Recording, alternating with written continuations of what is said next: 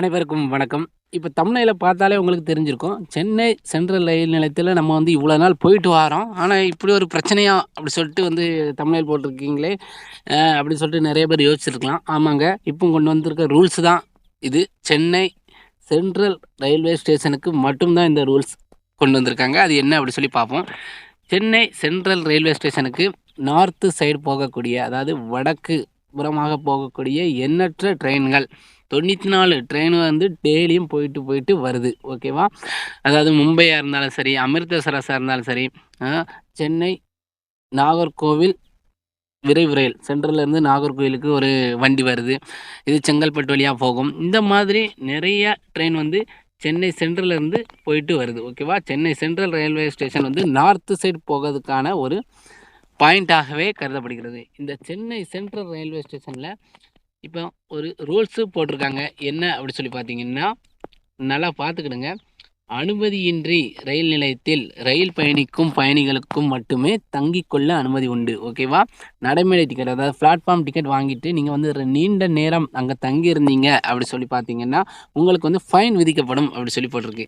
Okay, இது எதனால் அப்படி சொல்லி போட்டாங்க அப்படி சொல்லி பார்த்தீங்கன்னா, பாருங்க, சமீப காலமாக வட மாநிலங்களை சேர்ந்தவர்கள் அதிக அளவு சென்ட்ரல் ரயில் நிலையத்திற்கு வருவதுடன் அங்கேயே அதிக நேரம் தங்கி அங்கேயே குளித்து அங்கேயே அட்டகாசம் பண்ணிட்டு வராங்களாம்.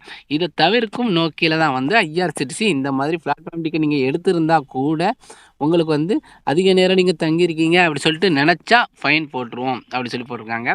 அது மட்டும் இல்லாமல் எங்கே இருந்து வரவங்கெல்லாம் சென்ட்ரல் ரயில்வே ஸ்டேஷனில் ரொம்ப நேரம் தங்குறாங்க அப்படின்னா, அருகில் உள்ள அரசு மருத்துவமனையில் சிகிச்சை பெறும் நோயாளிகளை பார்க்க வரவங்க கூட ரயில்வே ஸ்டேஷனில் வந்து தங்கி நார்மலாக ட்ரெயினை பிடிக்க போகிறவங்க, டிக்கெட் எடுத்து நல்லா கரெக்டாக பிடிக்க போகிறவங்களுக்கும் டிஸ்டர்ப் பண்ணிக்கிட்டு அவங்க வந்து இப்படி இருக்காங்க அப்படி சொல்லிட்டு ஒரு சின்ன நியூஸ் வந்ததுனால இவங்க வந்து என்ன பண்ணியிருக்காங்க அப்படின்னா, தடை பண்ணிட்டாங்க. அதாவது பிளாட்ஃபார்ம் டிக்கெட் எடுத்துகிட்டு நீங்கள் வந்து தங்கினாலும் அது வந்து குத்தம் தான் அப்படி சொல்லிட்டு ஃபைனு தான் அப்படி சொல்லிட்டு இப்போ ரூல்ஸை கொண்டு வந்திருக்காங்க. இந்த ரூல்ஸ் வந்து எல்லோருக்குமே அப்படின்னு கேட்டால் கண்டிப்பாக இது வந்து வட மாநிலத்தவருக்கு இருக்கும். அது மாதிரி நம்ம நார்மல் பீப்புளை சந்தேகப்படி பார்த்தாங்க அப்படின்னா அவங்களுக்கும் ஃபைன் இருக்கும். ஓகே, வட மாநிலத்தவருக்கு கண்டிப்பாக வந்து அவங்க வந்து ஃபைன் கண்டிப்பாக பிளாட்ஃபார்ம் டிக்கெட்டு சிலவன் எடுத்திருப்பான், சிலவன் எடுக்காமே தங்கியிருப்பான். அவங்களுக்குலாம் கண்டிப்பாக ஃபைன் தான்.